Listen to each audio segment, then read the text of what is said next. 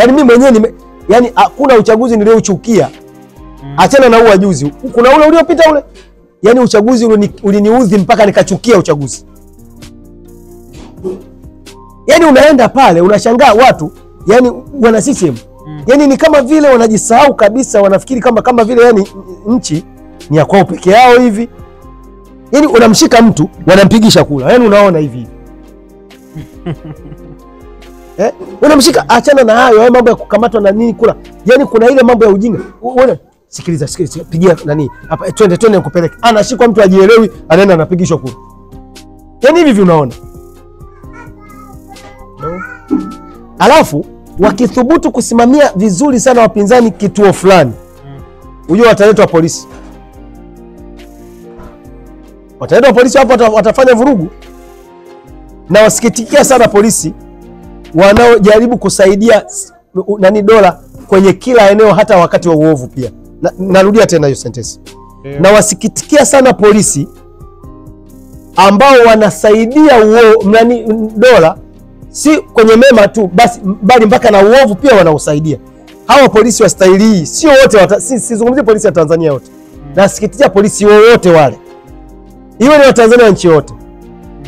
Kwa kufanya hivi maana yake kwanza ni wasaliti wa familia zao, kwa sababu hao polisi watakuja kuacha familia zao, hawatakuwa polisi. Watakuja kuwa wananchi wa kawaida. Upumbavu na ujinga wanaofanya huku mbele huku. Upumbavu manake ni unajua kabisa hili ni baya afu unalifanya. Ujinga ni pale unapokuwa hutaki kujua ukweli. Lakini polisi ni watu ambao wanafuata sheria, wanafuata uongozi wa juu na sema nini wao wanatekeleza. Kwa vile wanafuata uongozi wa juu nao wanatekeleza, ndio maana nikasema chama kilitakiwa kisiwe na mwenyekiti anaitwa rais, ili mapolisi wanapotekeleza amri za juu alafu zikitokea zile za uovu, chama kiseme safari inayokuja hatukutaki. Wananchi watatukataa huku. Lakini sasa hivi wanashindwa kwa sababu yeye mwenyewe ndio mwenyekiti kila kitu. Unanielewa vizuri? Sasa hii hapa sio CCM tu na Chadema na mambo mengine vyote. Yaani ndio mwenyekiti na ndio rais. Kwa hiyo maana yake na maana akisaidia polisi, hivyo ulishaye kuona ni vitu vya ajabu sana.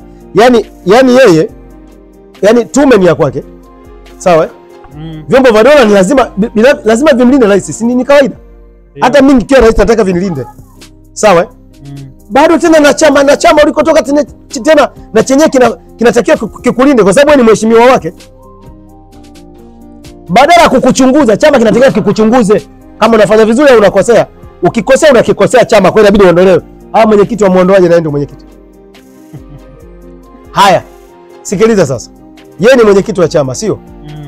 Wabunge wengi wakishatoka kwenye hicho chama, wakiwa bungeni, rais akiamua kuanzia sasa nchi hii yote sitaki kuona misikiti, alafu wabunge wote ni wa chama chake, alafu yeye ni mwenyekiti wa chama, watamkataa. Ndio maana uchafu na uhalifu na uvunjifu wa haki unaanzia bungeni, kwa sababu yani wabunge hawawezi kumsaliti mwenyekiti wao. Hivi unanielewa sijui? Nakupata. Yule ni mwenyekiti. Sasa kwa vile ni mwenyekiti, hawawezi kumpinga mwenyekiti wao. Ndio maana ili wampinge mwenyekiti wanatakiwa mwenyekiti asiwe rais. Rais awe ni yeye tu pale.